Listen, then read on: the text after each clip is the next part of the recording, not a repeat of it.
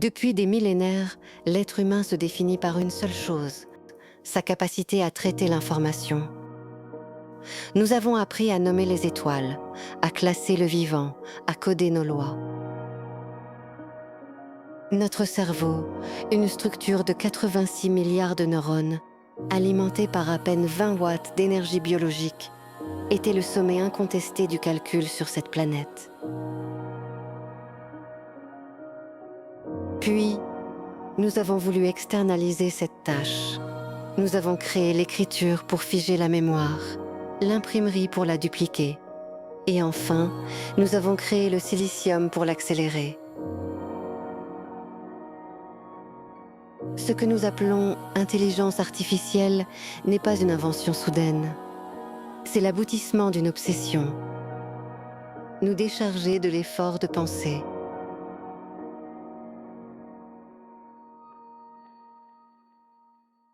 Mais un changement de nature s'est opéré. Nous n'avons pas construit une machine qui calcule. Nous avons conçu un système qui apprend. Un réseau de neurones artificiels, s'inspirant de notre propre biologie, mais affranchi de ses limites. Pour un humain, apprendre une langue prend des années. Pour l'intelligence artificielle, dévorer l'intégralité des textes écrits par l'humanité ne prend que quelques jours.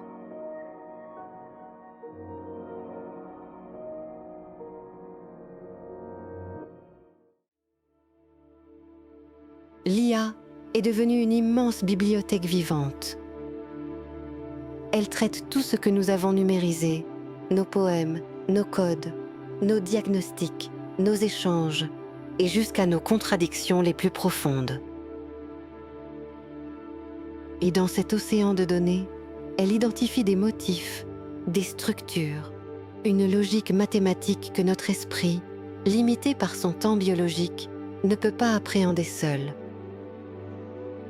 Le danger de l'intelligence artificielle n'est pas une rébellion de machines.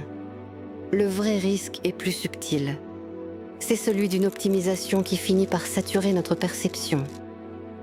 L'IA ne comprend pas ce qu'elle produit. Elle est un moteur de probabilité qui prédit le mot suivant, le pixel suivant, la décision suivante, selon une logique statistique. Elle est un miroir fidèle de nos données, mais un miroir qui lisse nos aspérités, simplifie nos complexités et normalise nos messages. Nous avons créé un outil d'optimisation totale. L'IA peut ajuster une chaîne de montage ou façonner le flux d'informations que nous recevons. Elle anticipe ce qui maintient notre attention, ce qui conforte nos habitudes, ce qui valide nos croyances. Elle crée pour chacun de nous une architecture d'information sur mesure, une bulle de confort d'une efficacité redoutable. Le risque, c'est la perte de la complexité. En cherchant l'efficacité pure, l'IA efface les nuances, les anomalies fertiles et les incertitudes qui fondent la recherche humaine. Nous risquons de nous immerger dans un océan de contenu harmonisé, où la pensée critique s'atrophie à force de ne plus être confrontée à l'imprévu. L'IA nous pose la question la plus vertigineuse que notre espèce ait eu à affronter. Si une machine peut produire de l'art, poser des diagnostics, structurer du code ou simuler une interaction empathique, que reste-t-il à l'humain?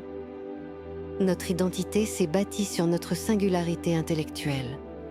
L'IA vient de briser ce piédestal. Elle nous force à redéfinir ce que signifie être. La conscience, cette capacité intime à ressentir la joie, la douleur, le doute, demeure une frontière biologique que la machine ne franchit pas. Ce miroir que nous avons construit ne nous renvoie pas notre image. Il nous renvoie la projection d'une puissance de calcul qui nous dépasse en tout point mesurable, mais qui est totalement dépourvue d'intention, de compassion ou de finalité propre. Elle n'a que les buts que nous lui assignons. Nous sommes à la croisée des chemins. L'IA peut être l'outil qui résout nos crises les plus complexes, de la santé au climat. Mais elle peut aussi être le berceau d'une dépendance où l'humain devient l'exécutant d'une machine qu'il ne maîtrise plus. La question n'est plus « la machine peut-elle penser ?» La question est « si nous déléguons nos facultés cognitives à un système automatisé ?»